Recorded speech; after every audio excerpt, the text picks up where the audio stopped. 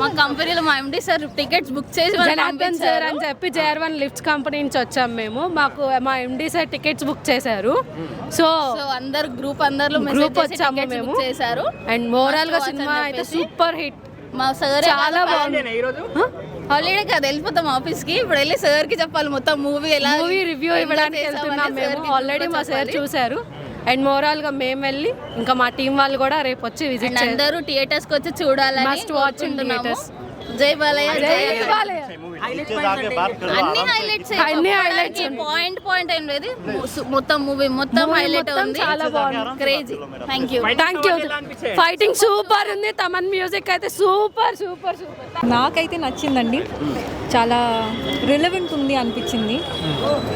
మన రామాయణం మహాభారతం ఆ టైంలో ఇప్పుడు ప్రాక్టికల్గా ఎలా మనం వాడచ్చో అది చూపించినట్టు అనిపించింది. బాలయ్య గారి లుక్స్ ఆ డైలాగ్స్ ఎట్లా అనిపించింది? చాలా బాగున్నాయండి. డైలాగ్స్ అయితే చాలా బాగున్నాయి. నా పర్సనల్ ఫేవరెట్ అయితే ఒక మాట అంటారు, అంటే జనాలు క్వశ్చన్ చేస్తారు ఇన్ని ప్రాబ్లమ్స్ వచ్చినా దేవుడు ఎందుకు రావట్లేదు అని. సో అప్పుడు ఆయన ఏమంటారంటే, మన రామాయణంలో మహాభారతంలో చెప్పని నీతి ఏంటి, మనకు వచ్చే ప్రాబ్లమ్స్కి లేని సొల్యూషన్ ఏంటి.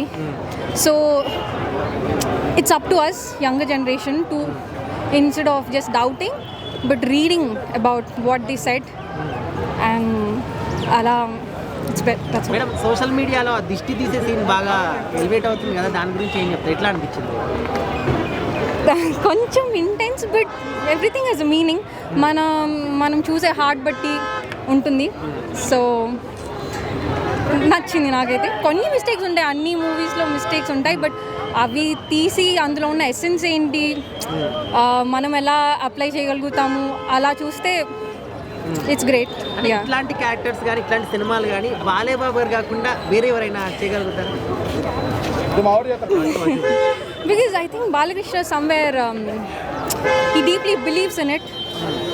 అంటే దైవభక్తి కానీ, you have to be a channel to be able to doing movies like this.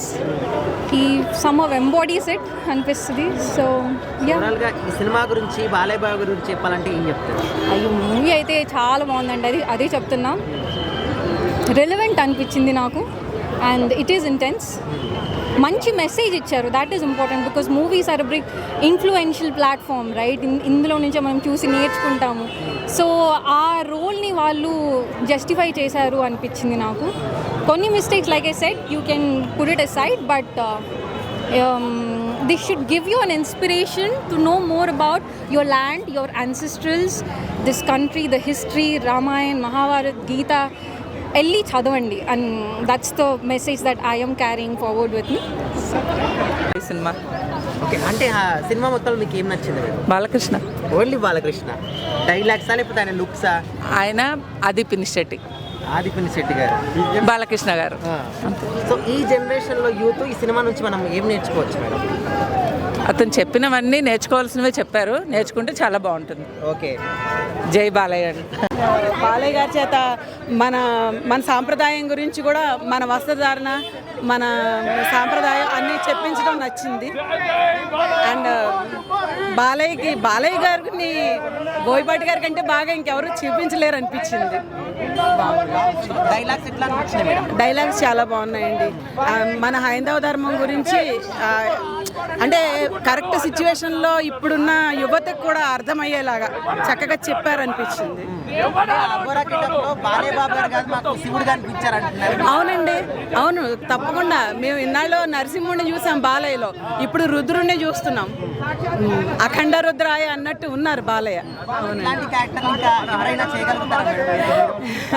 మేము బాలయ్య అభిమానులు అండి. ఇంకా మాకెవరు ఆ టైంలో కనిపించరు, ఇంకా ఆయన తప్ప.